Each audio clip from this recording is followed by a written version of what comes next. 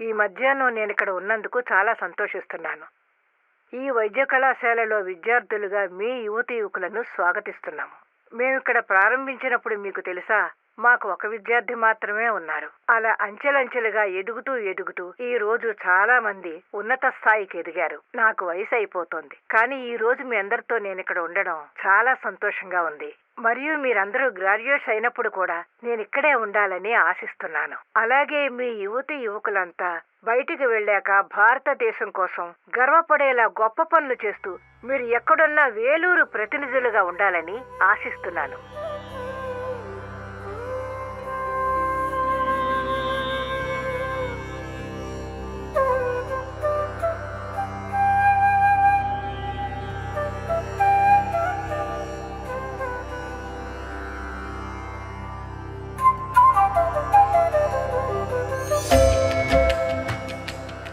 సుమారు 200 సంవత్సరాల క్రితం భారతదేశంలో అల్లోపతి వైద్య సేవలనేవి చాలా అరుదు. అప్పట్లో తక్కువ మంది వైద్యులుండేవారు. వారిలో కొందరు మిలిటరీ సర్జన్లు, కొందరు పశ్చిమ దేశాల నుండి వచ్చిన మిషనరీ డాక్టర్లు. కానీ వారందరూ పురుషులే. వేలాది సంవత్సరాల మానవ చరిత్రలో ఎంతో మంది మహిళలు ఆరోగ్య సేవలను అందించినప్పటికీ ఆధునిక వైద్య వృత్తిలోకి ప్రవేశించడం మాత్రం వారికి వీలుండేది కాదు. మహిళలు వైద్యులుగా ప్రాక్టీస్ చేయాలనే ఆలోచన అప్పట్లో ఆమోదయోగ్యం కాదు. వారి ప్రాక్టీస్ని నిషేధించారు.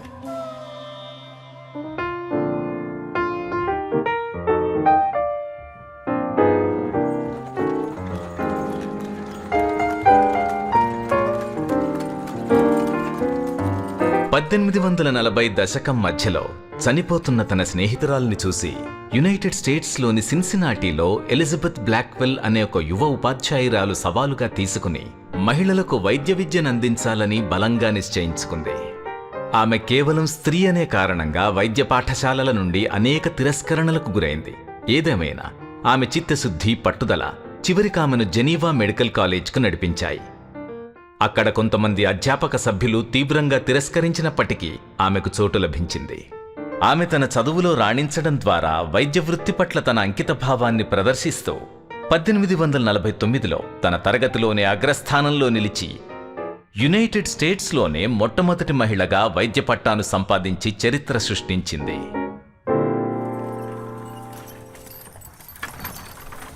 భారతదేశంలో సామాజిక నిషేధాజ్ఞల కారణంగా మహిళలు మగ వైద్యులను సంప్రదించడం అనుమతించేవారు కాదు. కొన్ని సందర్భాల్లో మహిళలు వైద్య సహాయం కోసం వచ్చినా అప్పటికే చాలా రోజులుగా ఉన్న లేబర్ డిస్టోషియా వల్ల ఇన్ఫెక్షన్లతో, రక్తస్రావంతో లేదా చీరిపోయిన గర్భంతో చివరి దశలో వచ్చేవారు. ఆ స్థితిలో వైద్యులేమీ చేయలేకపోయేవారు.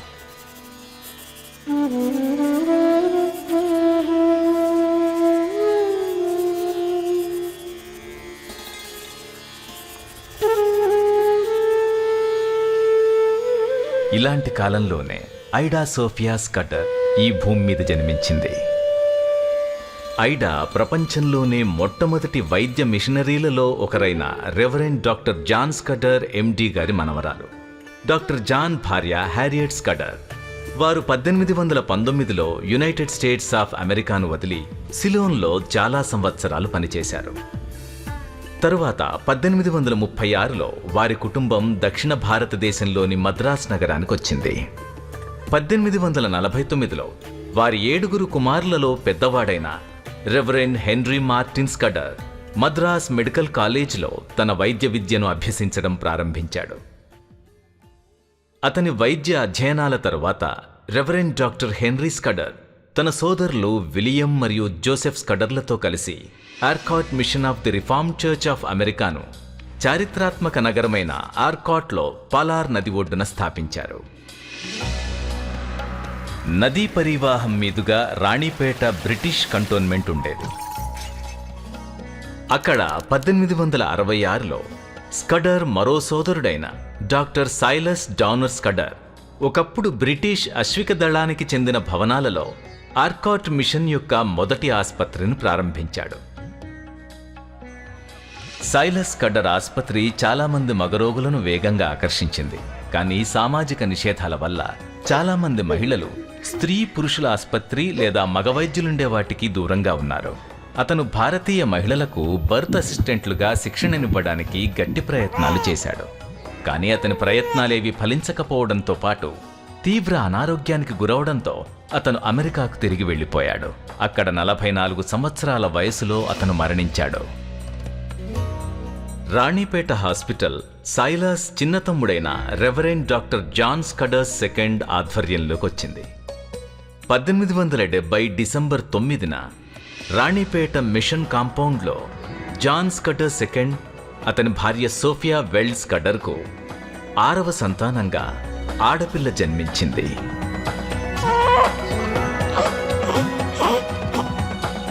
వారామెకు ఐడా సోఫియా స్కడర్ అని పేరు పెట్టారు. తన 5 అన్నయ్యల సంరక్షణలో ఐడా ఒక టాంబాయ్లా పెరిగింది. కానీ తన బాల్యం ఆటపాటలతో సంతోషంగా సాగలేదు. 19వ శతాబ్దం మధ్య నుండి చివరి వరకు బ్రిటిష్ ఇండియాలో కరువులు విలయతాండవం చేశాయి. ఆకలి మరియు వైద్య సౌకర్యాలు లేకపోవడం లక్షలాది మంది చావుకి కారణమయ్యాయి. వేల కొద్ది కుటుంబాలు తుడిచిపెట్టుకుపోయాయి. గ్రామాలు అదృశ్యమయ్యాయి. సహాయక కార్యక్రమాలను పర్యవేక్షించాల్సిందిగా బ్రిటిష్ ప్రభుత్వం మిషనరీలను కోరింది. వేలూరులోని మిషన్ కాంపౌండ్ వద్ద ఒక సహాయ శిబిరం ప్రారంభించారు. ఐడా తల్లిదండ్రులు అవిశ్రాంతంగా ఆకలితో ఉన్న పిల్లలకు ఆహారాన్ని అందించడమే కాకుండా దుస్తులు కూడా పంపిణీ చేశారు. 6 ఏళ్ల ఐడా మరియు ఆమె తోబుట్టువులు తల్లిదండ్రులకు చేదోడుగా నిలిచారు. కరువు వల్ల ఈ ప్రాంతంలో 5 లక్షల మంది ప్రాణాలు కోల్పోయారు. ఐడా ఆమె సోదరుల కళ్ల ముందే ఎందరో పిల్లలు పెద్దలు ఆకలికి అలమటిస్తూ చనిపోయారు. ఈ విషాద జ్ఞాపకాలు ఐడా స్కడర్ లేత మనసులో బలంగా నాటుకుపోయాయి.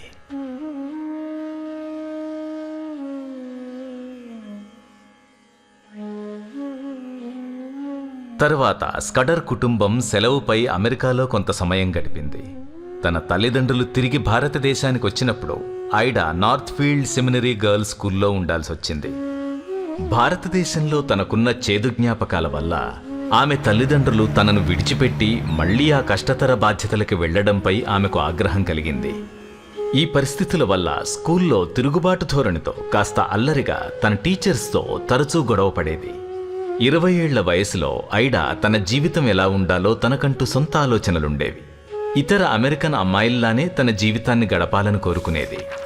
నా వస్త్రధారణ చక్కగా చూడటానికి చాలా ప్రయత్నించాను. తద్వారా నేను సోమవారం బాగా కనిపిస్తానని.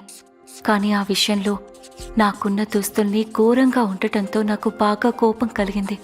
నేను మరింత జాగ్రత్తగా ఉండటానికి ప్రయత్నించాలి. అలా ఘోరంగా కనిపిస్తూ అమ్మాయిల మధ్య ఉండటం కష్టంగా ఉంది. నా దగ్గర చాలా డబ్బుండుంటే బాగుండు అనిపించింది. మిషనరీ కావడం మరియు భారతదేశానికి తిరిగి వెళ్లడం అనే ఆలోచన ఆమె తన కలలో కూడా ఊహించనిది. కానీ 1890లో ఒక కేబుల్ గ్రామ్ భారతదేశంలోని ఆమె తండ్రి నుంచి వచ్చింది. ఆమె తల్లి అనారోగ్యంతో ఉంది. తనకు సహాయం కావాలి. ఈ సమయంలో ఐడా భారతదేశానికి తప్పక వెళ్లవలసిన పరిస్థితి ఏర్పడింది. వెల్లూరుకు దక్షిణంగా ఉన్న ఒక చిన్న పట్టణమైన దిండివనం చేరుకున్న ఆమె తన తల్లికి స్థానిక మిషన్ పాఠశాలలు ఆశ్రమాలు నడపడానికి సహాయపడింది. కానీ తను కోరుకున్న జీవితం గురించి కలలు కనడం మాత్రం ఆపలేదు. ఒకరోజు రాత్రి జరిగిన సంఘటనలు ఆమె జీవిత గమనాన్ని మార్చేశాయి. ఒక సాయంత్రం నేను నా గదిలో ఒంటరిగా కూర్చుని చదువుకుంటుండగా నేను వరండాపై అడుగులు చప్పుడు విన్నాను. వెంటనే ఎవరో తలుపు తట్టారు. నేను తలుపు తీయగానే ఒక వ్యక్తిని చూశాను. నేను అతని కోసం ఏదైనా చేయగలనా అని అడిగాను. అవునమ్మా, నా భార్య చాలా చిన్న వయసు అమ్మాయి. పురిటి నొప్పులతో చావు బతుకుల్లో ఉంది. ఎలాగైనా కాపాడండి అని అడిగాడు. దానికి నాకు ప్రసవాల గురించి ఏమీ తెలీదు. నేనేమీ సహాయం చేయలేను. కానీ మా నాన్నగారు ఒక డాక్టర్. ఆయన్ని తీసుకురాగలను. ఆయన మీ భార్యని కాపాడగలరు అన్నాను. దానికి అతను ఉద్రేకంగా చేతులు పైకెత్తి నా భార్యకు చికిత్స చేయడానికి ఏ వ్యక్తిని నా ఇంట్లోకి అనుమతించను అని చేతులెత్తి నాకు దండం పెట్టాడు. నా భార్యను పరాయి పురుషుడు చూడ్డానికి వీల్లేదు. మీరు గనక రాకపోతే తను చనిపోతుంది అన్నాడు. అతను వెళ్ళిపోయాడు. నాకేం చేయాలో తెలియక నా డెస్క్ దగ్గర కూర్చున్నా. కాసేపటికి మళ్ళీ అడుగుల చప్పుడు విన్నా. బహుశా నా తండ్రిని తీసుకువెళ్ళడానికి అతను తిరిగి వచ్చాడు అని నేను తలుపు దగ్గరికి పరిగెత్తాను. అతను కాకుండా అక్కడ మరో వ్యక్తి వచ్చున్నాడు. అదే విన్నపంతో నిలబడ్డాడు. అతను కూడా అయ్యో తను చనిపోతుందే అనే మాటలు మాట్లాడాడు. నేను దాన్ని తట్టుకోలేకపోయాను. అదే సాయంత్రం నేను మళ్ళీ అడుగుల చప్పుడు విన్నాను. ఇంకో వ్యక్తి నుంచి కూడా ఇలాంటి విన్నపమే వచ్చింది. ఆ రాత్రి నాకు నిద్ర పట్టలేదు. నేను సహాయం చేయలేకపోయినా ప్రసవంలో చనిపోతున్న ఆ 3 అమ్మాయిల్ని నేను మర్చిపోలేను.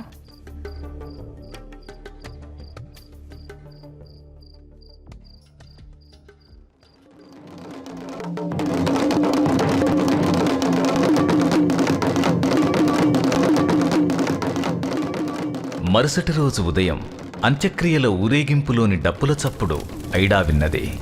ఆ రాత్రి ఆ 3 మహిళలు చనిపోయారు. ఎందుకంటే వారికి వైద్యం చేయడానికి ఏ మహిళా వైద్యురాలు లేదు. ఈ సంఘటన ఆమె మనసులో చెరగని ముద్ర వేసింది. మరుసటి రోజు ఉదయానికి ఆమె బలమైన నిర్ణయం తీసుకుంది.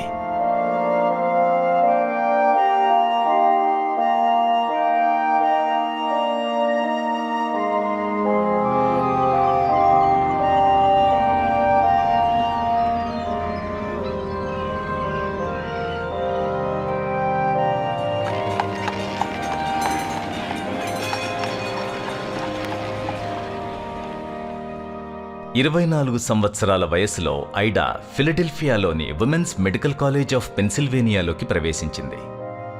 ఎలిజబెత్ బ్లాక్వెల్ అగ్రస్థానంలో గ్రాడ్యుయేట్ అయిన తర్వాత కూడా చాలా ప్రసిద్ధ వైద్య కళాశాలలు అప్పటికీ పురుషులను మాత్రమే చేర్చుకునేవి. ఐడా తన చివరి సంవత్సరం వైద్య విద్యలోకి ప్రవేశిస్తుండగా న్యూయార్క్లోని ప్రఖ్యాత కార్నెల్ మెడికల్ కాలేజ్ తమ మొదటి బ్యాచ్ మహిళల్ని చేర్చుకుంది.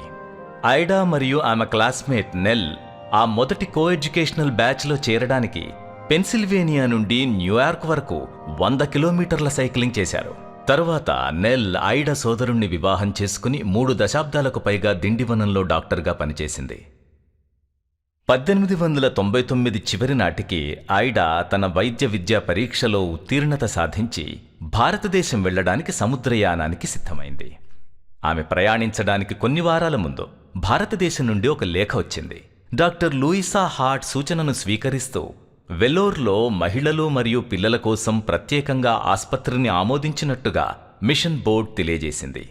ఇది ఎంత ఉత్తేజాన్నిచ్చిందో ఐడా స్కడర్కు అంతే కష్టమైన సవాల్ను కూడా విసిరింది.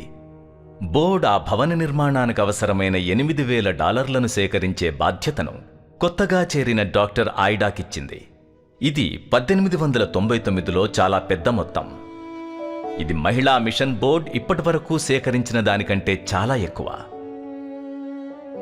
ఈ పరిస్థితుల్లో ఐడా హృదయపూర్వకంగా దైవ ప్రార్థన చేసింది. ఈ పని కోసం ప్రభువు తనను నియమించినట్లయితే మార్గాన్ని సుగమం చేయాలని, దిశానిర్దేశం చేయాలని కోరింది.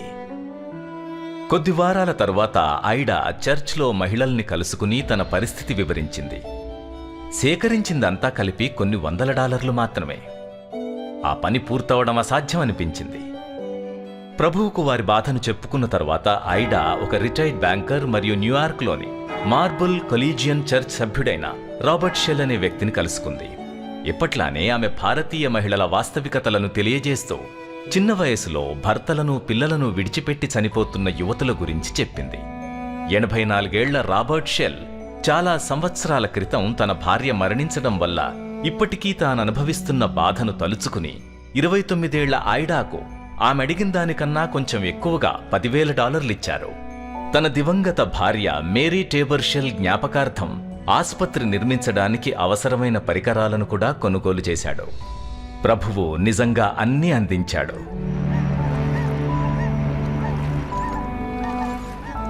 ఐడా మరియు ఆమె తోటి మిషనరీలు న్యూయార్క్ నుంచి బయలుదేరినప్పుడు ఆ నగరం జీవితకాలంలో ఒక్కసారి మాత్రమే జరుపుకునే గొప్ప వేడుకకు సిద్ధమవుతోంది. కొత్త శతాబ్దంలోకి, కొత్త సంవత్సరంలోకి అడుగుపెడుతున్న సమయం అది.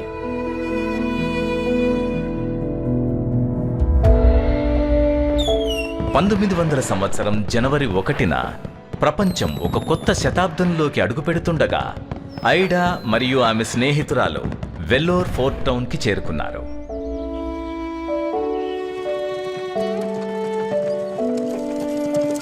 అనుభవజ్ఞుడు, నిపుణుడు అయిన తండ్రి శిక్షణలో ట్రైనింగ్ను పూర్తి చేయడం, ఆస్పత్రిని నిర్మించడం, డాక్టర్ ఐడా ఇదంతా తనకు ప్రభువు నుంచి లభించిన పిలుపును నెరవేర్చడమే అని భావించింది. 4 నెలల తరువాత కొడైకెనాల్లో ఒక ఆపరేషన్ తర్వాత ఆమె తండ్రి కన్నుమూశారు.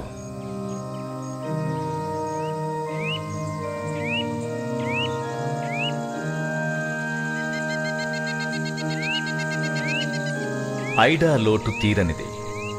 అమెరికాలో ఆమె ఉన్నత పాఠశాల, వైద్య కళాశాలకు వెళ్లినంత కాలంలో చాలా వరకు ఆమె తండ్రి భారతదేశంలోనే పనిచేశారు. ఇప్పుడు ఆయన 6 పిల్లల్లో ఒకే ఒక్కదానిగా డాక్టర్ కావడానికి, ఆయన నుండి నేర్చుకోవడానికి ఉవ్విళ్ళూరుతున్న వేళ ఆమె నుండి ఆయన శాశ్వతంగా దూరం కావడం కలిచివేసింది.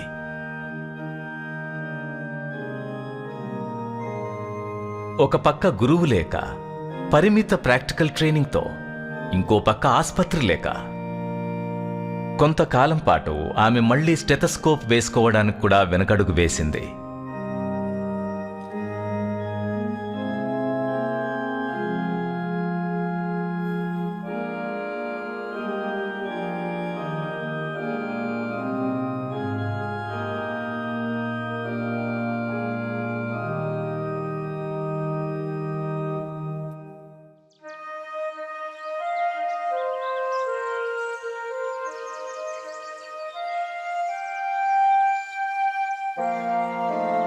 ఒకరోజు ఐడా వరండా మెట్ల దగ్గర ఉన్న 10-12 అడుగుల చిన్న గదిలోకి ప్రవేశించి షట్టర్ విండోను పూర్తిగా తెరిచి ఫర్నిచర్ని లోపలికి తరలించడం ప్రారంభించింది. నా క్లినిక్ డిస్పెన్సరీ ఇదే అని ఆమె స్పష్టం చేసింది. ఇది చాలా చిన్నదిగా లేదా అమ్మా అని ఆమె తల్లి అడిగింది. గది చాలా పెద్దదే అమ్మా అని ఐడా ఆమెకు భరోసా ఇచ్చింది. ఆమె రోగులు వేచి ఉండడానికి వరండాను సిద్ధం చేసి నీడగా ఉండే వైపున ఒక కిటికీ ద్వారా మందులివ్వడానికి వీలుగా చేసుకుంది. ఆసుపత్రిని నిర్మించేంత వరకు కొన్ని నెలలు అక్కడే చూడాలనుకుంది. ఒక మనిషిని పట్టణానికి పంపి అనారోగ్యంతో ఉన్నవారు మళ్లీ మిషన్ బంగ్లా వద్దకు రావాలని తెలియజేసింది.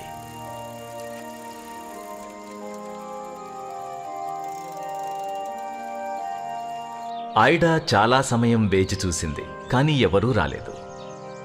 ఆమె తండ్రి బ్రతుకున్నప్పుడు క్లినిక్కి తరలి వచ్చిన జనమంతా ఎక్కడున్నారో?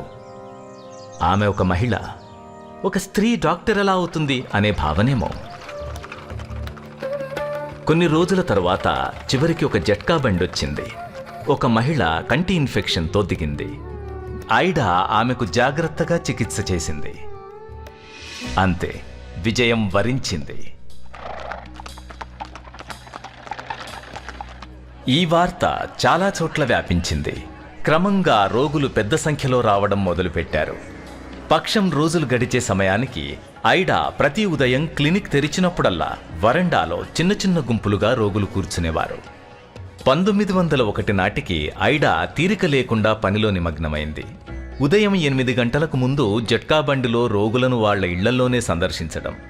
బాగా రద్దీగా ఉండే ఒక అవుట్ పేషెంట్ క్లినిక్, అక్కడ తనే డాక్టర్, నర్స్ మరియు ఫార్మసిస్ట్, మరోవైపు పట్టణం నుంచి అత్యవసర కాల్స్. ఆమెకు శిక్షణ పొందిన సహాయకుల అవసరం పడింది. కానీ ఆ కాలంలో సహాయకులెవరూ దొరకలేదు. అయినా సరే ఐడా పట్టు వదల్లేదు. ఆమె మొదటి సహాయకురాలికి వైద్య శిక్షణ లేదు, కానీ కావలసిన ఉత్సాహం మరియు ఇంగిత జ్ఞానం ఉన్నాయి. తనే ఐడా వంట మనిషి భార్య అయిన సలోమే. ఐడా ఆమెకు శిక్షణనిచ్చింది. గాయాలకు డ్రెస్సింగ్ చేయడం, చికిత్స గురించి వివరించడం, మందులను పంపిణీ చేయడం నేర్పింది. ఆ చిన్న ప్రదేశం అతి త్వరగా పడకలు పెరుగుతూ రద్దీగా మారింది. 1901 సెప్టెంబర్ 9న ఆస్పత్రికి ఫౌండేషన్ రాయి వేయబడింది. 1902లో మేరీ టేబర్షెల్ మెమోరియల్ హాస్పిటల్ ప్రారంభమైంది.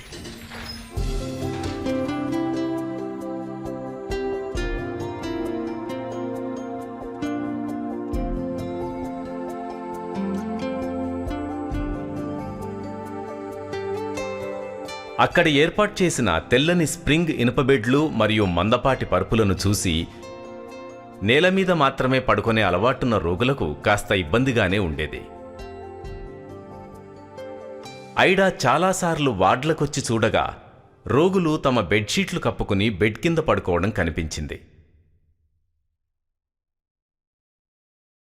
ఇక్కడ బాగా అమర్చిన ఆపరేషన్ థియేటర్లో ఆమె శస్త్రచికిత్స చేయడం ప్రారంభించింది.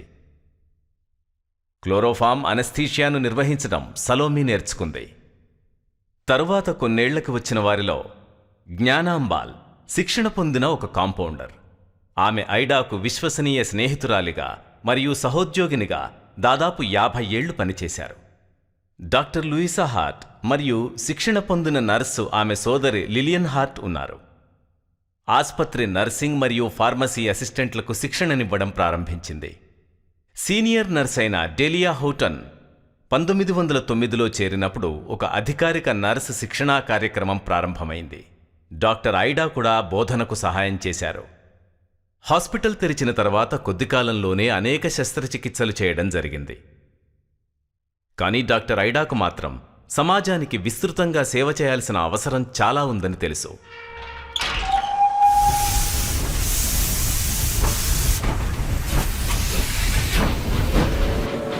మళ్లీ ఐడా ఒక అడుగు ముందుకేసింది.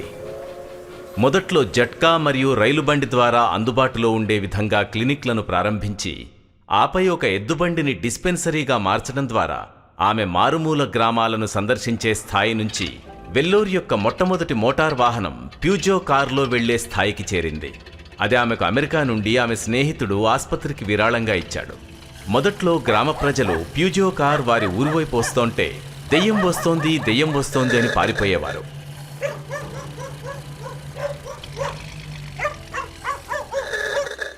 కొన్ని పర్యటనల తరువాత ప్యూజియో కోసం ఆసక్తిగా ఎదురుచూసేవారు.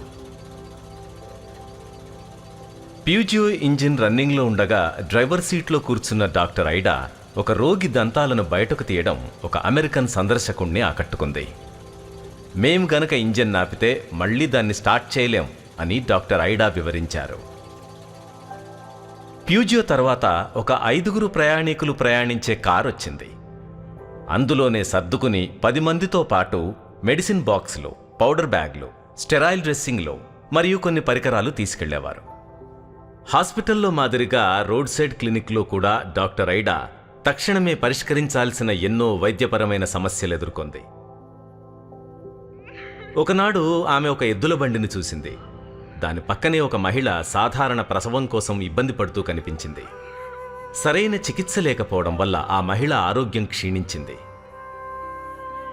ఆమెను ఆస్పత్రికి తీసుకెళ్లడానికి సమయం లేదు. వెంటనే ఐడా ఆ బండిని ఆపరేటింగ్ టేబుల్గా మార్చింది. నర్స్ ఆమెకు పరికరాలనిచ్చింది. డ్రైవర్ ఒక చిన్న ఆయిల్ స్టవ్ మీద నీరు మరిగించాడు. ఐడా శాయశక్తులా ప్రయత్నించి ఆ స్త్రీ ప్రాణాన్ని కాపాడగలిగింది. కానీ శిశువును కాపాడలేకపోయింది. 2 దశాబ్దాల పాటు తన సేవలు కొనసాగాయి. ఐడా ఎదుగుదలే ఆమెకు శాపంగా మారడం మొదలైంది.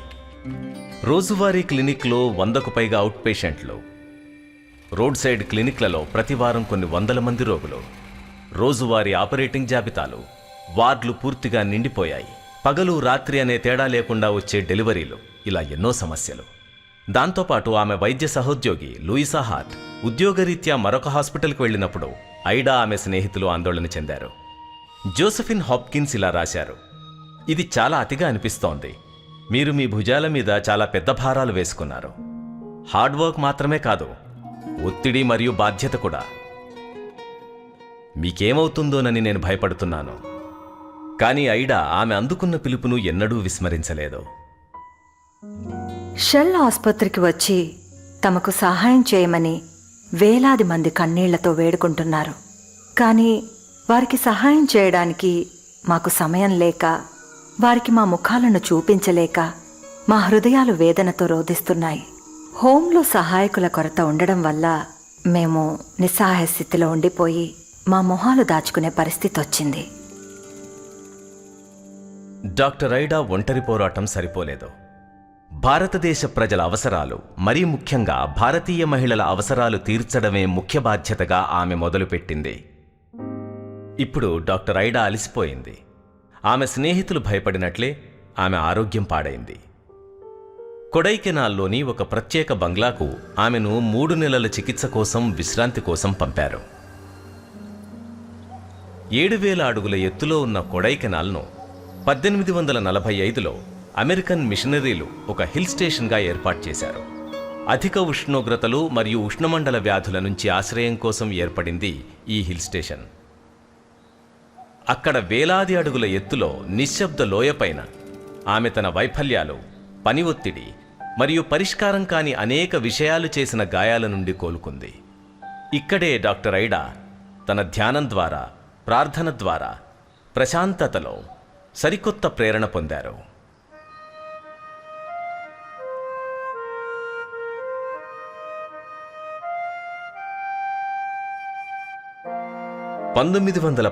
వేసవిలో జరిగిన మిషనరీ సమావేశంలో ఐడా ఇలా ఉద్విగ్నంగా మాట్లాడారు. దక్షిణ భారతదేశంలో మహిళా వైద్యులకు శిక్షణ ఇవ్వడానికి మేమొక ఇంటర్ డినామినేషన్ మెడికల్ కాలేజ్ని ప్రారంభించాలని నేను ప్రతిపాదిస్తున్నాను. ఆమె వెంటనే ప్రతిఘటనను ఎదుర్కొంది. ప్రాజెక్ట్ కోసం డబ్బు లేదు, ప్రభుత్వం అనుమతివ్వదు. ఆమె అధ్యాపక సిబ్బందిని ఎక్కడి నుంచి వెతకగలదు? అసలు విద్యార్థులు ఎవరైనా ఉంటారా? పాతకాల వివక్షలు, పక్షపాతాలు పశ్చిమ దేశాల్లో మాత్రమే కాకుండా భారతదేశంలో కూడా ఉన్నాయి. మిషనరీ సమావేశంతో నిరాశ చెందినప్పటికీ ఐడా అంత సులభంగా వదిలేసే వ్యక్తి కాదు. అలాగే ఆమె ఉద్దేశాలను అర్థం చేసుకున్న వారు కూడా ఉన్నారు. మెరుగుపడిన ఆరోగ్యం, ఉత్సాహంతో ఆగస్టు 1913లో ఐడా తిరిగి షెల్ ఆసుపత్రిలో అడుగుపెట్టింది. ఈసారి ఐడా ఒంటరి కాదు. యువ డాక్టర్ లిలియన్ కుక్ను మిషన్ కొత్తగా నియమించింది. షెల్ హాస్పిటల్లో పని మళ్లీ విస్తృతంగా మొదలైంది. ఐడా ప్రార్థనలో ప్రభువుకు తన విన్నపాలను తెలియజేసుకుంది. భారతదేశంలో ఆమెకు పెద్దగా మద్దతు రాకపోయినా మహిళా మిషనరీల అవసరాలను తెలుసుకోవడానికి ప్రపంచ సముద్రయానంలో ఉన్న ఒక చిన్న అమెరికన్ మహిళల సమూహం గురించి ఆమె విన్నది. వెల్లోరు వారి ప్రయాణ గమ్యంలో లేనప్పటికీ ఐడా ఆ గ్రూప్ లీడర్ అయిన ఒక అమెరికన్ బ్యాప్టిస్ట్ లూసీ పీబాడీకి రాశారు. వారిని ఆసుపత్రి సందర్శించడానికి ఆహ్వానించింది. వారి బృందం కట్పడి రైల్వే స్టేషన్ వద్ద ప్రయాణాన్నాపి షెల్ ఆసుపత్రికి వచ్చింది. అక్కడ వారు ఆసుపత్రిలో పనిచేస్తున్న మహిళలను, ఆసుపత్రిలో చికిత్స పొందిన మహిళల్ని మరియు బాలికల్ని కలుసుకున్నాక మిషనరీలు కూడా చేయలేని విధంగా వారందరి వైద్య అవసరాలను తీర్చగలుగుతున్న మహిళల్ని చూసి ఆశ్చర్యపోయారు. పీబాడీ సందర్శకుల పుస్తకంలో ఇలా రాశారు: క్రీస్తు లాంటి సేవ చూసిన అత్యంత ప్రేమపూర్వక జ్ఞాపకాలతో. ఆమె స్నేహితురాలు హెలెన్ మాంట్గొమెరీ ఇలా రాశారు: ఒక గొప్ప కార్యాన్ని నిర్వహిస్తున్న గొప్ప మహిళ గురించి మాకు షెల్ హాస్పిటల్లో తెలిసింది. ఐడా తన సందర్శకులను ఆకట్టుకుంది. వారు అపరిచితులైనప్పటికీ, వేర్వేరు వృత్తులు మరియు వేర్వేరు క్రైస్తవ వర్గాల నుంచి వచ్చిన వారైనప్పటికీ అక్కడ ఆవశ్యకతను, సామర్థ్యాన్ని చూడగలిగారు. పీబాడీ వెల్లోర్లో మహిళల వైద్య కళాశాలను నిర్మించడానికి వందలాది చర్చిల మహిళల్ని సమీకరిస్తానని ఐడాకు హామీ ఇచ్చారు. తరువాత ఐడా మద్రాస్ ప్రభుత్వానికి చెందిన కల్నల్ జాన్ ఆట్కిన్సన్స్కు వెల్లోర్లో పెద్ద ఆసుపత్రి అవసరాన్ని తెలియజేసి ఆయనను ఒప్పించింది. అలాగే భవనాల కోసం పట్టణం బయట సరైన ప్రాంతాన్ని సూచించింది. కల్నల్ జాన్ ఆట్కిన్సన్ సహాయం చేస్తానని వాగ్దానం చేశాడు. ఈ పరిణామాలు చూసి కొడైకెనాల్ మిషనరీ కాన్ఫరెన్స్ ఐడా ప్రతిపాదనకు 1 సంవత్సరం తర్వాత అనుకూలంగా తన అభిప్రాయాన్ని తెలియజేసింది. రెట్టించిన విశ్వాసంతో డాక్టర్ ఐడా మెడికల్ కాలేజ్ కోసం డబ్బును సేకరించాలనే ఉద్దేశ్యంతో 1914లో సెలవు మీద అమెరికాకు వెళ్లడానికి సిద్ధం చేసుకుంది.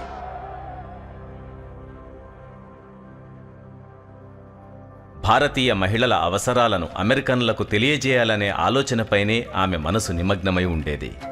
కానీ ఆ నిధులను సేకరించాలనే ఆమె ఆశకు ప్రపంచవ్యాప్తంగా జరుగుతున్న కొన్ని సంఘటనలు అడ్డుపడతాయని ఆమెకు తెలియదు. ఎక్కడో తూర్పు ఐరోపాలో ఒక యువకుడు పిస్టల్తో 2 బుల్లెట్లను కాల్చి ఒక రాజును చంపడంతో ప్రపంచం మొదటి ప్రపంచ యుద్ధం వైపు మళ్ళింది. అది 18 మిలియన్ల మంది ప్రాణాలను బలిగొంది. డబ్బుకు కొరత ఏర్పడింది. ఐరోపాలోని నెత్తుటి యుద్ధక్షేత్రాల్లో ప్రాణాలను కోల్పోతున్న సైనికులపైన దృష్టి కేంద్రీకరించినప్పుడు ఎక్కడో భారతదేశంలో ఆస్పత్రి విస్తరణ ప్రాజెక్టుకు డబ్బు ఇవ్వమని ప్రజలను ఒప్పించడం చాలా కష్టం. షెల్ హాస్పిటల్ వైద్యులు కూడా జీవన్మరణ సమస్యలు ఎదుర్కొంటున్నారు. ఆర్కాట్ మిషనరీలను భారతదేశానికి తీసుకువెళ్లే 2 నౌకలపై టార్పీడోల దాడి జరిగింది. రెవరెండ్ బీటీ లుసిటానియా నౌకలో మరణించాడు. ఐడాకు సన్నిహితురాలు సహోద్యోగి అయిన డాక్టర్ లిలియన్ కుక్ స్కాట్లాండ్ నుండి భారతదేశానికి తిరిగి వెళ్తున్నప్పుడు ఆమె ఓడ పర్షియా పైన జర్మన్ జలాంతర్గాములు దాడి చేశాయి. ఓడ కొద్ది నిమిషాల్లో మునిగిపోతుందనగా లిలియన్ సముద్రంలోకి దూకి ఒక లైఫ్ బోట్ దగ్గరికి ఈత కొట్టి ప్రాణాలు కాపాడుకొని బయటపడగలిగింది. 1 వారం తర్వాత లిలియన్ బొంబాయికి చేరుకుని వెల్లోర్లో ఉన్న ఆర్కాట్ మిషనరీ అయిన రెవరెండ్ జాన్ వాన్షియస్ను వివాహం చేసుకుంది. ఆ యుద్ధకాలంలో ఐడా కొన్ని వేల డాలర్లను మాత్రమే సేకరించగలిగింది. వైద్య కళాశాల నిర్మాణం అనేది సుదూర కలలా మారింది. ఐడాకు తన కాళ్లపై తాను నిలబడడం ఒక్కటే అసలైన పరిష్కారంలా కనిపించింది.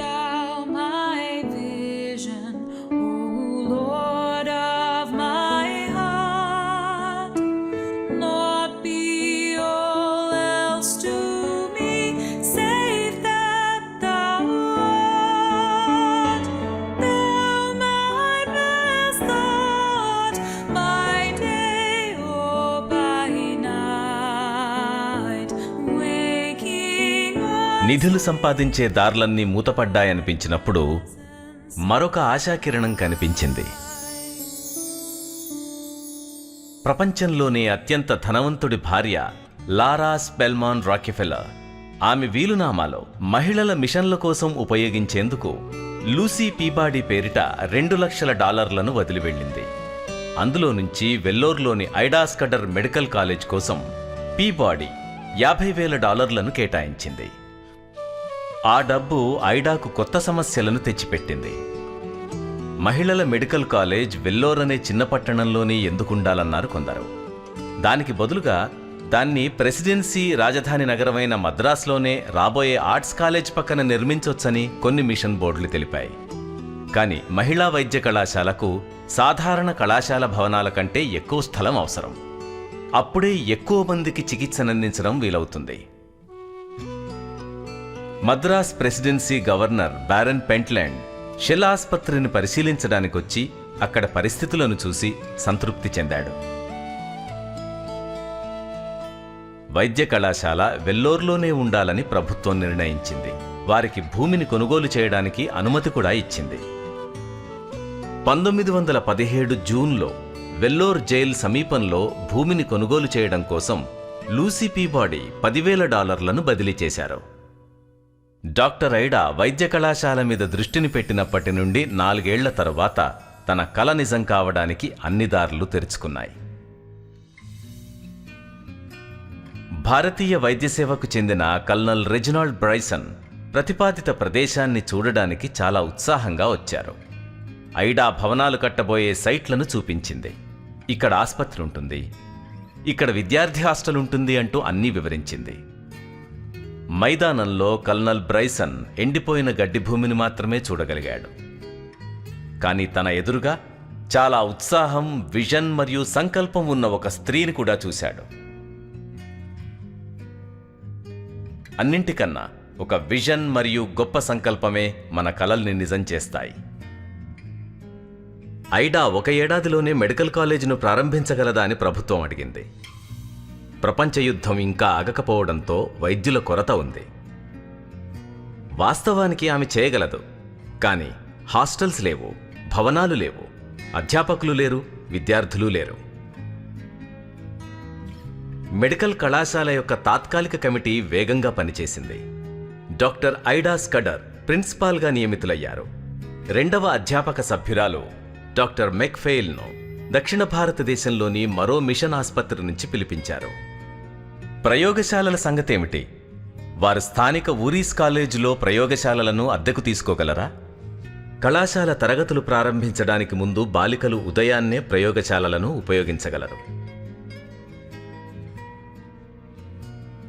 మరి హాస్టల్స్ మాటేమిటి?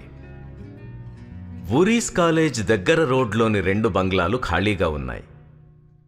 వాటిని వెంటనే అద్దెకు తీసుకున్నారు. ఒక పైకప్పు ఉన్న షెడ్ను డైసెక్షన్ హాల్గా మార్చారు. స్థానిక కళాశాలకు చెందిన chemistry professor mister Thomas Harris part టైంగా పనిచేశారు. కొత్తగా అర్హత పొందిన భారతీయ అసిస్టెంట్ వైద్యురాలు డాక్టర్ మేరీ శామ్యూల్ను డైసెక్షన్ అధ్యాపకురాలుగా నియమించారు. ఐడా ఒక పేజ్ ప్రకటన రాసింది. దరఖాస్తులు రావడం మొదలుపెట్టాయి. 150 మంది దరఖాస్తుదారుల్లో 17 మంది మాత్రమే ప్రవేశానికి అర్హులు. ఈ సంఖ్య మొదటి సంవత్సరంలోనే 14కు తగ్గింది.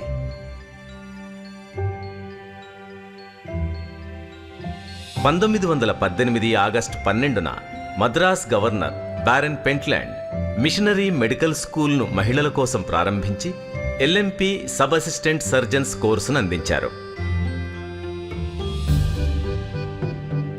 కల్నల్ బ్రైసన్ ప్రారంభోత్సవం కోసం కూడా వచ్చినప్పుడు కళాశాలలో వస్తువులు చాలా తక్కువగా ఉన్నాయని తెలిసి అతనొక ప్రత్యేక బహుమతిని గట్టిగా మూసి ఉంచిన పెట్టెల్లో తీసుకొచ్చాడు. అది అస్థిపంజరం. వెల్లోర్లో వారి వైద్య అధ్యయనాలను ప్రారంభించే మొదటి బ్యాచ్ విద్యార్థుల కోసం.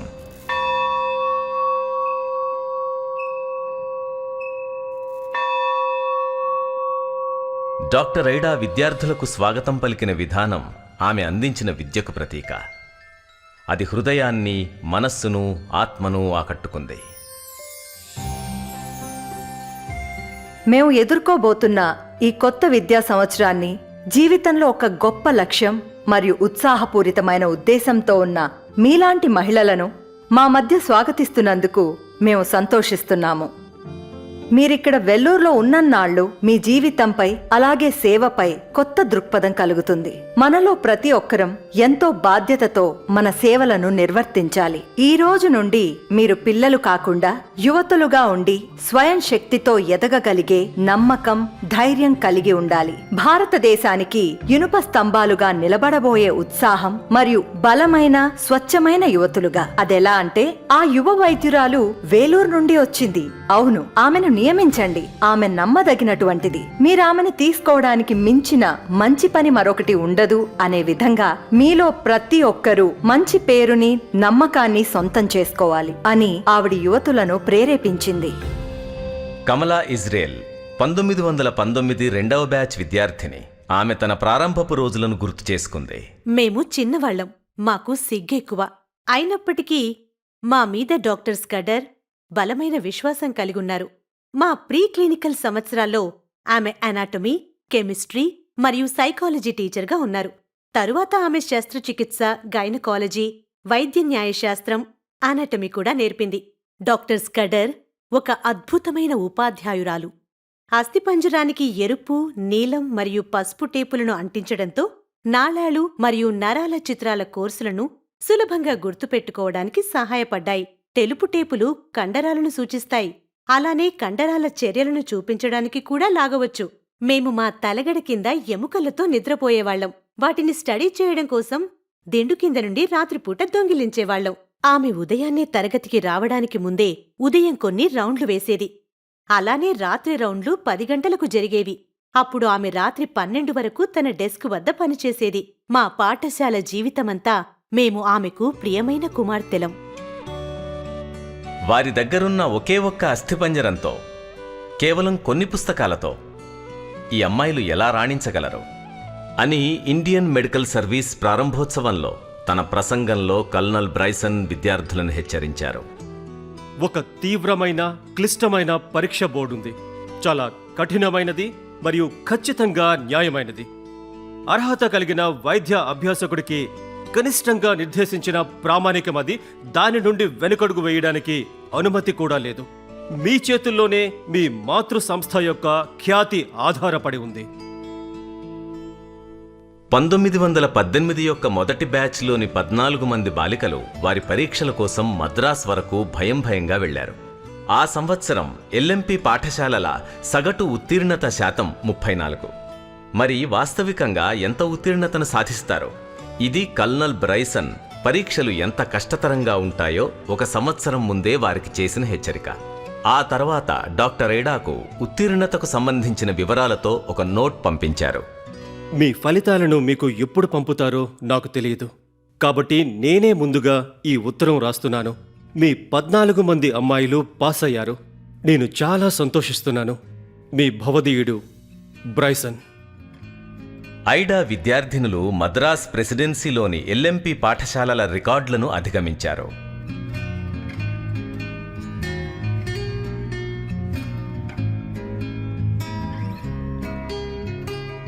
నూతనోత్సాహం మరియు విశ్వాసంతో డాక్టర్ ఐడా ఆమె విద్యార్థులు ముందున్న సవాళ్లను ఎదుర్కోవడానికి అడుగేశారు.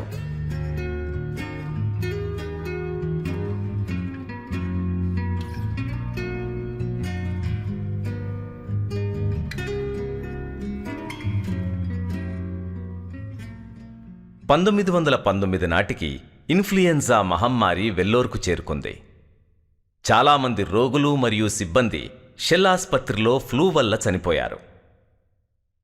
అద్దె భవనాలను ఖాళీ చేయమని స్థలం యజమానులు వైద్య కళాశాలను కోరారు. పట్టణం మధ్యలో 5 ఎకరాల ప్లాట్లో ఒక హాస్టల్ను వెనువెంటనే నిర్మించారు. దానికి రేచెల్ ఫిల్బ్రౌన్ నర్సెస్ హోమ్ అని పేరు పెట్టారు. తన వివాహ కానుకలను పాఠశాలకు విరాళంగా ఇచ్చిన ఆ యువ పెళ్లి కూతురి పేరే పెట్టారు. బంగ్లాలోని మేడ మీద ఉన్న గదిలో డాక్టర్ ఐడా ప్రతివారం చేసే ప్రార్థనల కోసం విద్యార్థులను కలుసుకున్నారు. కెనడియన్ వైద్యులు జెస్సీ ఫిన్లే మరియు ఆమె సోదరి ఎలిజబెత్ ఫిన్లేను పూర్తిస్థాయి అధ్యాపకులుగా నియమించారు.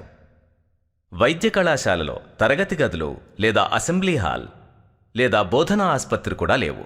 మరి మొదటి గ్రాడ్యుయేషన్ రోజు ఎలా జరుపుకుంటారు? డాక్టర్ ఐడా మనవరాలు రూత్ స్కడర్ మరియు జెస్సీ ఫిన్లే గ్రాడ్యుయేషన్ కార్యక్రమాన్ని ప్లాన్ చేశారు.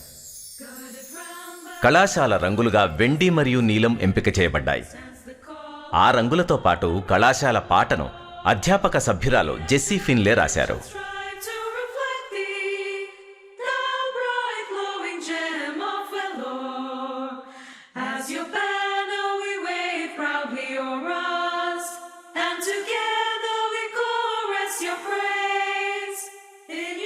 ఐదెకరాల పట్టణ స్థలంలో ఒక తెల్ల గుడారం నిర్మించారు. 1922 మార్చి 24న మొదటి గ్రాడ్యుయేషన్ వేడుక జరిగింది. ఐడా మనసు ఉప్పొంగిపోయింది. మీరిక్కడ జరిగిందంతా చూసుంటే బాగుండేదని అనుకుంటున్నాను అని ఆమె రాశారు. తెల్లని పట్టుచీరల్లో ఆకట్టుకునే నీలం మరియు వెండి రంగుల నడుమ వారా ప్లాట్ఫామ్ మీదకు వెళ్లారు. 14 మంది ముచ్చటైన ధైర్యమైన అమ్మాయిలు బయటకు వెళ్లి భారతదేశానికి సేవ చేయడానికి సిద్ధంగా ఉన్నారు. అది చూసి అక్కడి ప్రేక్షకులందరూ కంటతడి పెట్టుకున్నారు. నేను ఇలాంటి సంతోషాన్ని, కృతజ్ఞతాపూర్వక సందర్భాన్ని మళ్లీ నా జీవితంలో చూడలేను. తన మొదటి గ్రాడ్యుయేట్లనుద్దేశించి డాక్టర్ ఐడా స్ఫూర్తిదాయకంగా చెప్పిన మాటలు ప్రతి సంవత్సరం గ్రాడ్యుయేట్ అయ్యే వారికి అసలైన మార్గదర్శకాలు. ఒక పెద్ద విజయం సాధించిన అనుభూతి మీకు ఆనందాన్నిస్తుంది. కానీ మీరు చేయవలసిన పని ముందు ముందు చాలానే ఉంది. ప్రతి పర్వత శిఖరాన్ని అధిరోహించడానికి చుట్టూ లోయలుంటాయి. ఎంత గొప్ప ఎత్తు చేరుకోవాలన్నా ముందు ఆ లోయలను దాటి వెళ్ళక తప్పదు. ముఖంపై చిరునవ్వుతో ఎల్లప్పుడూ తలెత్తుకుని ప్రశాంతవంతమైన వ్యక్తిత్వంతో దేన్నైనా ఎదుర్కోగలగాలి. మీరు మంచి కోసం, నిజమైన సిద్ధాంతం కోసం పోరాడుతున్నప్పుడు విజయం సాధించే వరకు స్థిరంగా, శాంతియుతంగా ఉండాలి. రేపటి బంగారు భవిష్యత్తు కోసం కలలు కంటూ ప్రణాళికలు వెయ్యకండి. గొప్ప లక్ష్యాన్ని పెట్టుకుని ప్రతిరోజు కష్టపడండి. సహనం, నమ్మకం, స్వచ్ఛత, దయాగుణం మరియు శాంతియుతమైన జ్ఞానం యొక్క ఆశీర్వాదాలు ఎల్లప్పుడూ మీకు ఉండాలని మరియు వాటి సత్ఫలితాల్ని మీకు అందించాలని కోరుకుంటున్నాను. మరియు అన్నిటికన్నా చివరిది, ముఖ్యమైనది, మీరు గొప్ప వైద్యుడైన క్రీస్తు అడుగుజాడల్లో ఎల్లప్పుడూ నడవాలి.